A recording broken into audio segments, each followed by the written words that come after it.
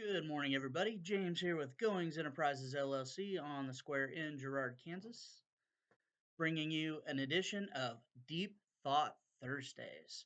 And for this current deep thought experiment, I chose to go with the internet argument about the movie The Karate Kid and the crane kick used at the end to win the All Valley tournament. Was that legal?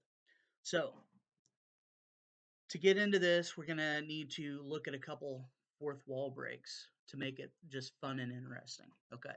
So to make the movie, they hired a choreographer. Pat Johnson was a choreographer. Ninth Dan, black belt in American Tang Sudo, right? So the comedian at the time known as Pat Morito, who they originally didn't want for the role in the first place, who in my personal opinion, nobody else could ever play Mr. Miyagi. And Daniel LaRusso, played by Ralph Macchio. Neither one of those guys were ever serious martial artists before the movie. No real martial art training whatsoever.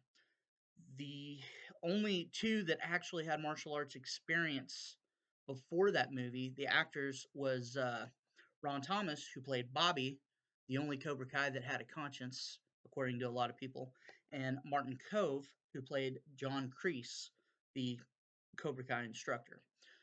In fact, Ron Thomas kind of kept his jujitsu background a secret because he thought that that would prevent him from getting the role.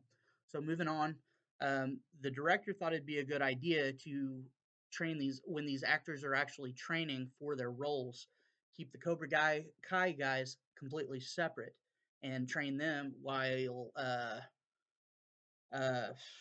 Pat and Ralph trained separately. Who trained Pat Morito and Ralph Macchio for their parts? It was the fight choreographer, Pat Johnson, right? So, fast forward to the end of the movie, the All Valley tournament, right? Daniel gets hurt. He gets miraculously healed by the iconic laying on of hands, right? Mystical karate magic. And he's able to get out on the mat and compete.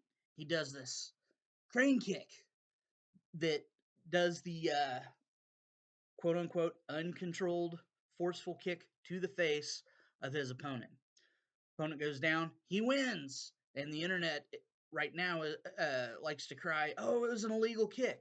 So let's look at it as being an illegal kick. Let's say it was an illegal kick. Guess now this is where the fourth wall break happens. Guess who was the referee? Guess who was the referee? Guess who declared Daniel the winner? Guess who raised Daniel's hand? The person that trained Daniel LaRusso and Mr. Miyagi for their roles, none other than the fight choreographer, Pat Johnson. All right. So now in reality, this is where the breakdown comes when it comes to why the kick is deemed not illegal. Because when they were talking about the rules, the referee said before the match, all strikes above the waist are legal. Strikes to the abdomen, the sternum, and the head were all legal, all fair game, right?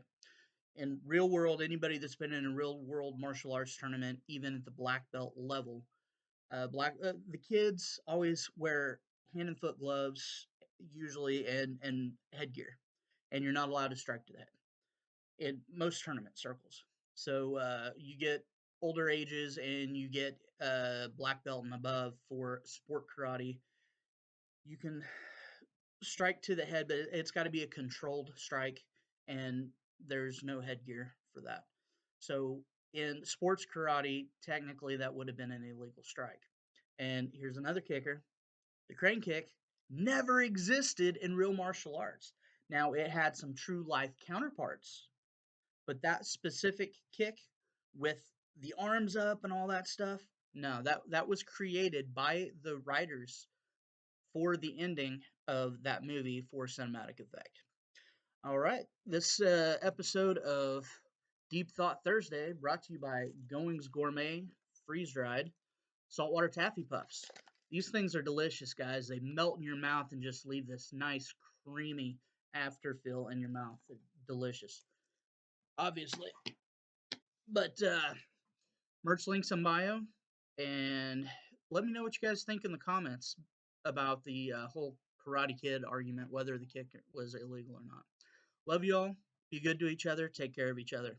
Hope to see you around soon. Bye.